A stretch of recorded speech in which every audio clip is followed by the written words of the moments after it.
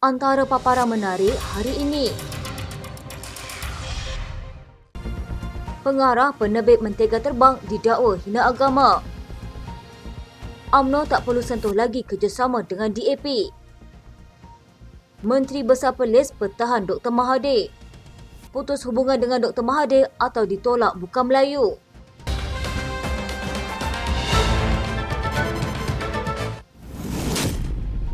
Dewan Himpunan Pendukung PAS dari Selangor akan membuat laporan polis terhadap Tun Dr. Mahathir Mohamad berhubung dengan wawancara kontroversi bekas Perdana Menteri itu.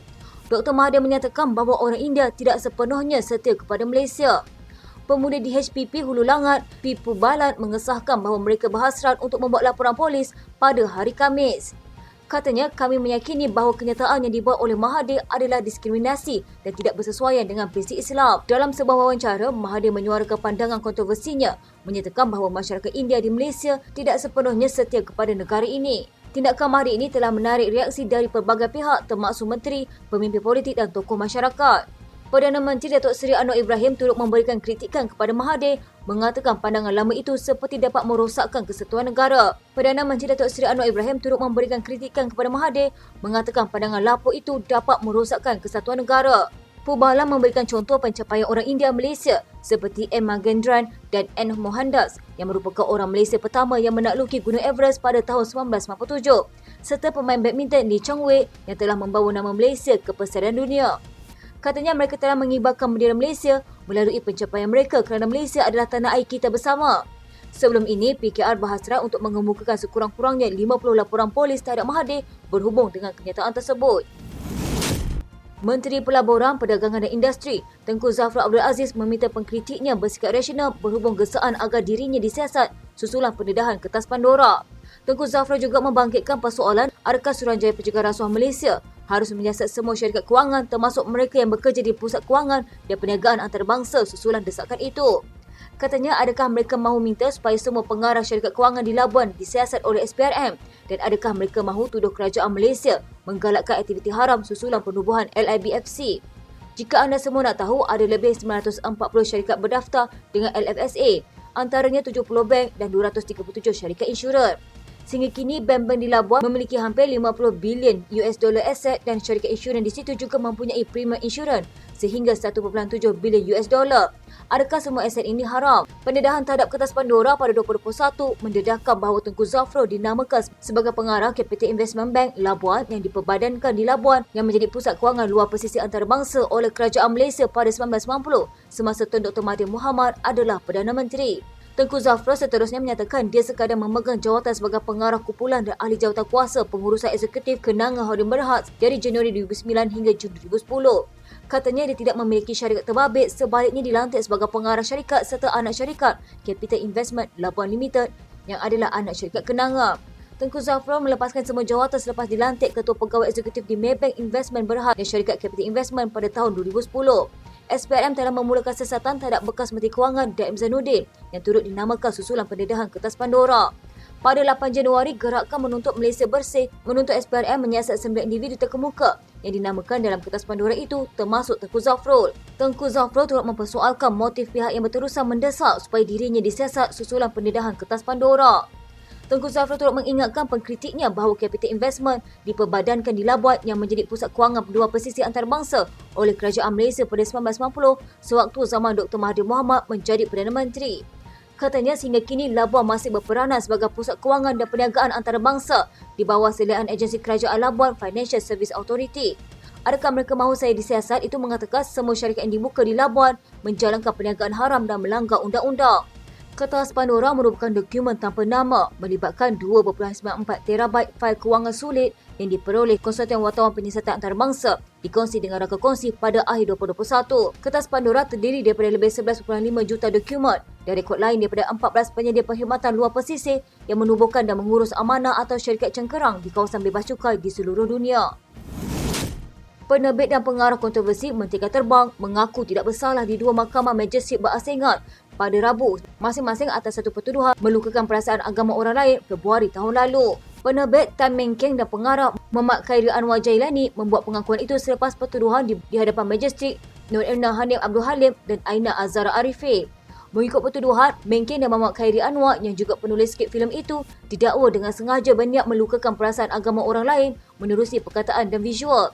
Kesalahan didakwa dilakukan di sebuah kondominium di Jalan Semarang Api 2 pada jam 12.34 tengah hari 26 Februari 2023. Mereka didakwa mengikut Seksyen 298 Kanun Kesesaan yang memperuntukkan hukuman penjara selama setahun atau denda atau dengan kedua-duanya jika sabit kesalahan. Semasa prosiding, Timbalan Pendakwa Raya Nur Azizah Ali mencadangkan setiap pertuduhan diberi ikat jamin sebanyak RM10,000 dengan seorang penjamin serta syarat tambahan mengenakan perintah larang suara mengenai intipati kes ini sehingga selesai. Katanya pihak pendakwaan mahu kes ini diadili di mahkamah bukannya diperbahaskan oleh masyarakat di laman sosial kerana dikhawatiri boleh mengganggu prosiding kes. Selain itu, mereka diminta melaporkan diri di Balai Polis berhampiran sebulan sekali dan menyerahkan pasport kepada mahkamah. Bagaimanapun, Peguam S. Surendra yang mewakili kedua-dua tertuduh membantah cadangan pihak pendakwaan dengan alasan ikat jamin yang berkenaan disifatkan terlampau tinggi. Katanya, saya juga tidak bersetuju dengan perintah larangan untuk membuat sebarang kenyataan kerana syarat itu tidak asas mengikut bidang kuasa mahkamah. Selepas mendengar hujah daripada kedua-dua pihak, Muhammad Khairi Anwar diberi ikat jamin RM6,000 dengan masing-masing seorang penjamin. Serta syarat tambahan itu melapor diri di Balai Polis berdekatan sekali setiap bulan. Sementara jaminan untuk Meng Keng ialah sebanyak RM6,500. Kedua-dua tertuduh ini turut dilarang mengeluarkan kenyataan berkaitan kes yang dipertuduhkan sehingga kes tersebut dilupuskan. Kedua-dua mahkamah kemudian menetapkan 14 Mac depan untuk sebutan semula kes. Sebelum ini, Suruhanjaya Komunikasi dan Multimedia Malaysia memaklumkan platform penstreaman View menghentikan tayangan Mentega Terbang pada 27 Februari tahun lalu. SKMM menjelaskan walaupun tidak mempunyai kuasa menapis filem dan drama televisyen kerana tidak berada di bawah bidang kuasanya, Suruhanjaya itu sudah pun menghubungi View sebelum mengesahkan penamatan filem berkenaan. Pembikinannya dikatakan menyentuh perbezaan dan persamaan agama-agama utama di Malaysia telah mendapat kritikan orang ramai dan penggiat seni. Filem Mentega Terbang arahan Muhammad Khairi Anwar Jalani itu diterbitkan Anomalies Production dan Meng Keng Entertainment dengan menampilkan pelakon Sumaila Salihin, Firdaus Karib, Nik Wahidah, Arjun Tana Raju, Khairul Azwan Razzi, Syamala Kendapa dan Jezebel Lee. Kementerian Dalam Negeri kemudiannya mengharamkan filem itu pada 1 September tahun lalu yang mana kedua-dua lelaki terbabit mendakwa ia satu tindakan tidak rasional yang melanggar kebebasan bersuara dalam Perlembagaan Persekutuan. Ditayangkan menerusi platform penstreaman, filem berdurasi 104 minit itu mengisahkan konflik keagamaan yang dihadapi seorang remaja beragama Islam bernama Aisyah yang mempelajari agama lain terutama dalam mencari jawapan kepada persoalan hidup selepas mati.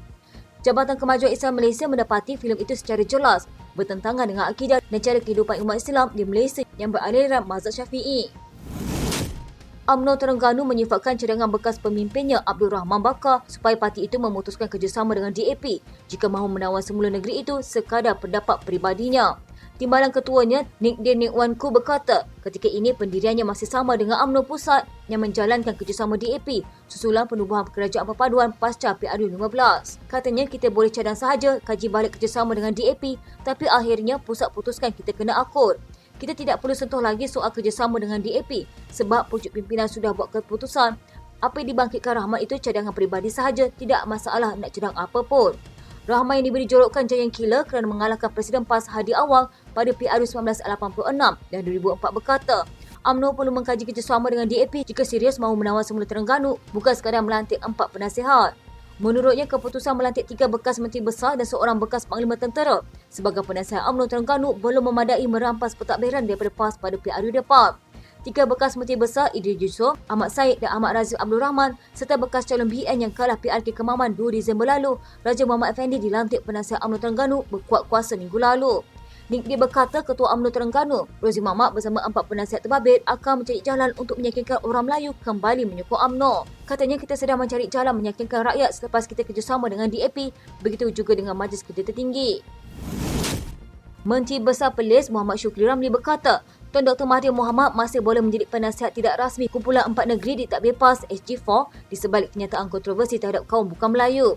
Shukri berkata ini kerana pemimpin berusia hampir 98 tahun itu mempunyai rangkaian luas berdasarkan kedudukan dan pengalamannya sebagai Perdana Menteri selama lebih 22 tahun yang boleh dimanfaatkan Perlis, Kedah, Terengganu serta Kelantan.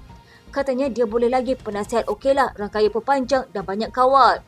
Shukri yang juga Pesuruhjaya PAS Perlis bagaimanapun enggan mengulas kenyataan Mahathir bahawa masyarakat India tidak setia kepada Malaysia kerana masih terikat dengan negara asal. Dalam temu bual dengan saluran berita Tamil, Mahathir berkata orang India di Malaysia mesti ingat mereka ialah rakyat Malaysia lebih daripada pendatang. Ditanya sama ada ini bermakna orang India di Malaysia harus berasimilasi sepenuhnya dan menjadi orang Melayu, Mahathir bersetuju.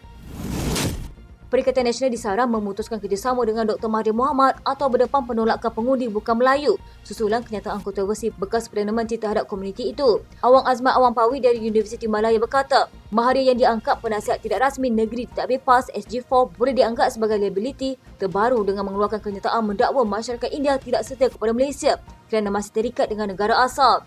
SG4 membabitkan Kedah, Kelantan, Terengganu dan Perlis. Katanya jika tiada tindakan terhadap Mahathir dengan memutuskan kerjasama, itu bukti PN mahu Mahathir terus bersama mereka untuk naikkan sentimen Melayu tanpa peduli sensitiviti kaum lain. Kalau ini pertimbangannya, saya rasa PN akan semakin ditolak. Mereka bukan Melayu lihat Mahathir sebagai penasihat di negeri dikuasai PAS sebagai tidak sensitif dengan isu pelbagai kaum, seolah tidak memahami hakikat sejarah dan konteks sosial. Baru-baru ini dalam temu bual dengan saluran berita Tamil, Mahathir berkata orang India di Malaysia masih ingat mereka ialah rakyat Malaysia lebih daripada pendatang. Mazlan Ali dari Universiti Teknologi Malaysia turut senada. Kenyataan Mahathir memberi kesan kepada gabungan diketuai Muhyiddin Yassin pada PRU15 dan PRN ditolak pengundi bukan Melayu yang memilih Pakatan Harapan. Menurutnya, PN sebenarnya tidak terkesan jika memutuskan hubungan dengan Mahathir kerana beliau tidak lagi mempunyai pengaruh besar dalam politik negara. Katanya pengaruh Mahathir memang wujud terutama dalam kalangan Melayu namun tidak sekuat dahulu. Tanpa bersekutu dengan mana-mana gabungan besar seperti PH, Barisan Nasional atau PN, parti politik diterajui Mahathir tidak mampu memenangi kursi jauh sekali tubuh kerajaan. Mahathir ketika itu gagal mempertahankan Parlimen Langkawi dan hilang deposit, ditewaskan calon PN Muhammad Suhaimi Abdullah. Sekian berita hangat di TV pada hari ini. Jangan lupa untuk follow Facebook Malaysia Deadline dan YouTube Deadline TV.